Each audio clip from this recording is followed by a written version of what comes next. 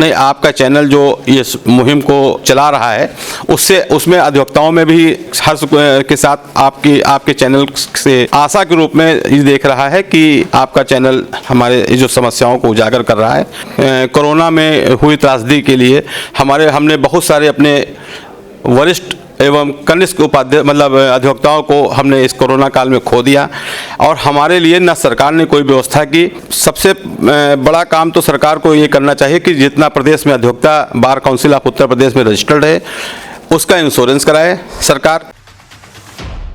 नमस्कार, आप देख रहे हैं आईपा यानी all India progressive politics association.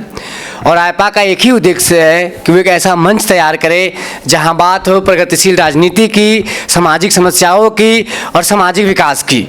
तो हम एक ऐसा मंच लेकर आए हैं जहां पे सिर्फ उनके लोगों के हित के बारे में जानना चाहते हैं कि वो जो भी पदभार पे हैं कैसे अपनी जिम्मेदारियां संभालते हैं और क्या वो इससे बेहतरी सोचते हैं। तो अभी हम मौजूद है लखनऊ हाईकोर्ट में और हमारे साथ मौजूद हैं सेंट्रल बार के वरिष्ठ उपाध्यक्ष राजीव मिश्रा जी। तो आइए हम जानते हैं इनसे कि जब से इन्होंने पदभार संभाला है ये क्या क्या इनका दिनचर्या रहता है और ये क्या क्या बेहतरी सोचते हैं जिससे और बेहतर न्याय प्रशासन जो और बेहतर हो सके। तो सर आईपा में आपका स्वागत है और अपना सर परिचय दे दीजिए सर। मैं राजीव मिश्रा एडवोकेट ये सेशन कोर्ट में प्रैक्टिस करता हूं और सेंट्रल बार का मैं इस समय वरिष्ठ उपाध्यक्ष हूं। सर हम आपसे जानना चाहेंगे कि आपकी दिनचर्या जो होती है कैसे शुरुआत होती है और क्या क्या मतलब आपकी जिम्मेदारियां हैं और फिर आप कैसे उसे निर्वहन करते हैं अपनी जिम्मेदारियों को। कचहरी आ जाते हैं 10:30 बजे और यहाँ पर आकर के अधिवक्ताओं की जो समस्याएं हैं, बहुत सारी समस्याएं हैं। कोर्टें समय से ना बैठना शिकायतें आती हैं, कोर्ट में पानी की व्यवस्था, टॉयलेट की व्यवस्था, कोई अधिवक्ता बीमार हो गया उसको देखना इत्यादि बहुत सारी समस्याएं हैं जिनको हम लोग फेस करते हैं यहाँ पर आकर के। तो उन समस्याओं का निवारण पे आप मतलब करते हैं? निवारण करते हैं अपने माननीय जनपद न्यायाधीश से हम लोग मिल करके समस्या का समाधान करते हैं और अगर समस्या नहीं पूर्ण हुई तो हम लोग उसके लिए फिर आंदोलन का रास्ता अपनाते हैं। तो आंदोलन कितनी बार हुई है? आंदोलन कभी हुई है? हाँ, कई बार आंदोलन हुआ। हम लोग धरने पर बैठते हैं। हिंसात्मक आंदोलन में हमारा भरोसा नहीं है। हम लोग अहिंसात्मक रूप से आंदोलन में विश्वास रखते हैं। अपना धरना करके अपनी समस्याओं को हम लोग पूर्ण करा लेते हैं जिला जज से। अच्छा, आप थोड़ा विस्तार से बताइए आप पे अभी के जो पदभार आपको मिला है तो क्या क्या जिम्मेदारियां आपको दी गई? नहीं, जिम्मेदारियां हमारे ऊपर सिर्फ अधिवक्ताओं के हित को लेकर के हैं। अधिवक्ताओं की जो समस्याएं आएंगी हमें कोई सरकारी सुविधा नहीं मिलती है। हम अधिवक्ताओं की समस्याओं के लिए हम यहाँ प्रतिबद्ध हैं। उनको जो भी परेशानी आती है, चाहे चिकित्सा से संबंधित हो, चाहे न्याय से संबंधित हो, उन सब का हम निवारण करने का प्रयास करते हैं। और आपसे एक और चीज़ बताइए कि जब से आपने पदभार संभाला है तो पहले क्या चीज़ें थीं और अब क्या बदली हुई है, क्या आपने बदला है और बेहतरी की ओर आपने क्या क्या कदम उठाए? सबसे बड़ा कदम तो पिछले वर्ष कोरोना में हुई त्रासदी के लिए हमने बहुत सारे अपने वरिष्ठ एवं कनिष्ठ उपाध्याय अधिवक्ताओं को हमने इस कोरोना काल में खो दिया और हमारे लिए न सरकार ने कोई व्यवस्था की, ना ही हमारे बार एसोसिएशन पूर्व के जो पदाधिकारी रहे उन्होंने अधिवक्ताओं के हित के लिए कोई भी कार्य नहीं किया। हमने जैसे ही पदभार ग्रहण किया, हमारी कार्यकारिणी ने हमारे यशस्वी अध्यक्ष आदरणीय श्री सुनील कुमार द्विवेदी जी और हमारे मंत्री जी माननीय ब्रजेश कुमार यादव जी एडवोकेट, हम और समस्त कार्यकारिणी के लोग आपस में हम लोगों ने मीटिंग की, विचार किया। उसके बाद सबसे पहला कदम अधिवक्ताओं के हित के लिए हमने इंश्योरेंस अधिवक्ताओं के लिए करा दिया है, जिसमें 1.5 लाख रुपए का इंश्योरेंस है। दुर्घटना होने पर उनको 3 लाख की सुविधा मिल सकेगी इंश्योरेंस कंपनी के द्वारा। ये बार एसोसिएशन ने किया है। दूसरा हमारा प्रयास चल रहा है कि हर अधिवक्ता के घर में कोई ना कोई बीमार रहता है, तो मेडिक्लेम इंश्योरेंस भी हम लोग कराने जा रहे हैं। हमारे लिए हम उसके लिए फंड की व्यवस्था कर रहे हैं कि फंड की व्यवस्थाएं हो जाएं तो हम अधिवक्ताओं को एक वो भी सुविधा मुहैया करा सकें, क्योंकि हमारे अधिवक्ताओं को कहीं से कोई सरकार से किसी प्रकार की सुविधा नहीं मिलती है। तो हमें अपना कुआं खुद ही खोद करके अपना पानी पीना पड़ता है। आप अभी कोरोना का जिक्र किए हैं, तो कोरोना में यहाँ जो भी छोटे लेवल के हो या बड़े लेवल के एडवोकेट हो, तो उनको किस किस तरह की समस्याओं से जूझना पड़ा, और सरकार वाकई में आप लोगों के साथ खड़ी थी या ऐसे में त्रासदी में भी आपको अकेला छोड़ दिया? सरकार ने तो अकेला ही छोड़ दिया। हमें किसी से कोई एक पैसे की कोई सुविधा नहीं मिली, ना मेडिकल हेल्प मिली, और इसी मेडिकल हेल्प ना मिलने के कारण ही हमने अपने अधिवक्ताओं को खोया है। कोई सुविधा नहीं प्राप्त हुई। इसी को लेकर के हम लोग जो जब से हमारी नई कार्यकारिणी का गठन हुआ, सबसे विचार इसी पर हमने विचार किया है। को विचार करने के पश्चात ही हमने अपना इंश्योरेंस करा करके कुछ सुविधाएं हम दे सकें, क्योंकि अधिवक्ता है तो जीवन है। अधिवक्ता के न रहने के बाद उसका परिवार दर दर की ठोकरें खाता है, उसकी कोई मदद नहीं करता। इसलिए हमने कोशिश, एक छोटी सी कोशिश की है।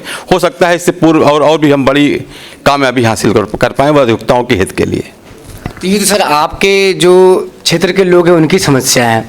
बाकी अपने देश की एक बड़ी समस्या ये रही कि आम नागरिक को भी न्याय के लिए बहुत जूझना पड़ता है, सिस्टम से या जो भी चीज़ें से। तो यहाँ जो जनता आती है अपनी समस्याओं को लेकर, तो क्या उनको मतलब सही तरीके से न्याय की व्यवस्था है यहाँ? देखिए, न्याय की व्यवस्था के लिए तो न्यायपालिका स्वयं जिम्मेदार है। अधिवक्ता तो तत्पर रहता है हर आदमी का कार्य कराने के लिए, लेकिन न्यायपालिका स्वयं जिम्मेदार है, क्योंकि कोर्टें खाली पड़ी हैं, वर्षों से कोर्टें नहीं हैं। एक एक कोर्ट में 200 400 मुकदमे लगते हैं। एक जो न्यायाधीश है वो भी इंसान है, कितना काम कर पाएगा?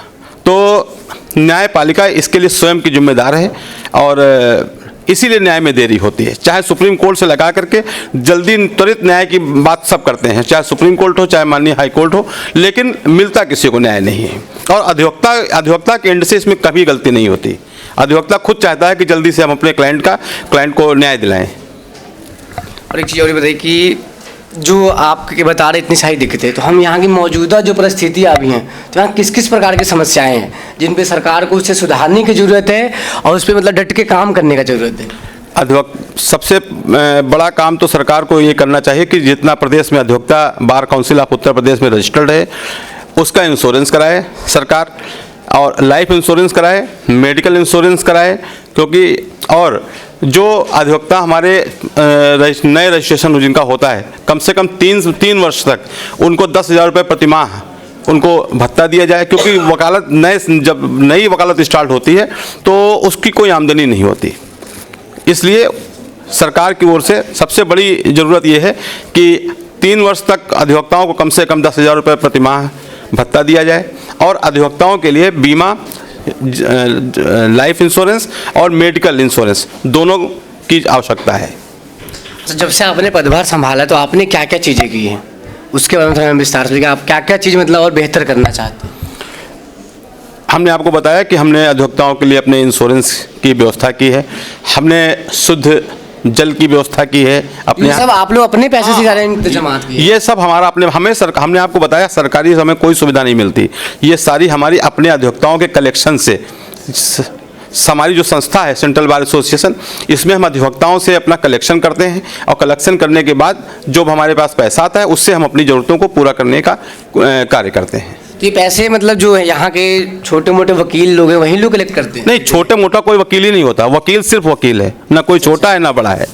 वकील जो है हमारे यहाँ सेंट्रल बार एसोसिएशन में रजिस्ट्रेशन है उसका, और मंथली उसकी फ़ीस है। मंथली फ़ीस के अनुसार वो अपना यहाँ चंदा जमा करता है, उसी से हम उसको सुविधाएं मुहैया करा पाते हैं, चाहे लाइब्रेरी की हो, चाहे पानी की हो, चाहे टॉयलेट की हो। ये सब वो सुविधाएं वो यहाँ से उसका उपयोग करता है। तो ये पैसे आप ही लोग के हैं कि गवर्नमेंट के? हम ये जानना चाह रहे हैं। सिर्फ हमारे पैसे हैं, गवर्नमेंट का तो हमें कोई सहयोग ही नहीं है। बिल्कुल एक पैसे का सहयोग कभी नहीं मिला हमें, गवर्नमेंट का सहयोग अब तक। और एक चीज़ और बताइए कि जो नौजवान अभी इस फील्ड में आना चाहते हैं, तो जान रहे कि बहुत सिस्टम लाचार है, बड़ी दिक्कतें हैं, तो उनको क्या संदेश देना चाहेंगे? वाकई में वो आए या फिर कोई और रास्ता अपनाए? नहीं, प्रोफेशन अधिवक्ताओं के लिए प्रोफेशन में बहुत उज्जवल भविष्य है, लेकिन इसमें एक आपको पेशेंस रखने की आवश्यकता होती है। आना चाहें जो आना चाह रहे हैं नए लड़के, उनका स्वागत है, और लेकिन उनको कम से कम 3 वर्ष से 5 वर्ष तक पेशेंस रखना पड़ेगा। एक वकालत एक दिन का काम नहीं है। जैसे जैसे आपका एक्सपीरियंस, अनुभव बढ़ता है, वैसे वैसे वकालत बढ़ती है। और एक चीज़ और हम जानना चाहिए, हमने जो ये मुहिम चलाया है कि जो क्षेत्रीय मुद्दों को हम आईपा के माध्यम से उजागर कर रहे हैं, तो उसका हमारे चैनल के बारे में आपका क्या कहना है जो हमें मुहिम चला रहे हैं? नहीं, आपका चैनल जो ये मुहिम को मतलब चला रहा है उससे उसमें अधिवक्ताओं में भी हर्ष का वो है, हर्ष के साथ आपके चैनल से वो आशा के रूप में ये देख रहा है कि आपका चैनल हमारे जो समस्याओं को उजागर कर रहा है। ये अधिवक्ता का इसमें सपोर्ट रहेगा। आपको जब जो आवश्यकता पड़ेगी हमारे अधिवक्ता आपके साथ, हमारे से बार एसोसिएशन आपके साथ खड़ी रहेगी। तो आप देख रहे थे सेंट्रल बार एसोसिएशन के वरिष्ठ उपाध्यक्ष जिससे हमने बात की और उन्होंने बहुत तरह की समस्याओं का खंडन किया है और जिसमें उन्होंने क्लियर कहा है कि सरकार जो है बिल्कुल मतलब अधिवक्ताओं पर ध्यान नहीं देती है, चाहे वो किसी भी हालत में हो।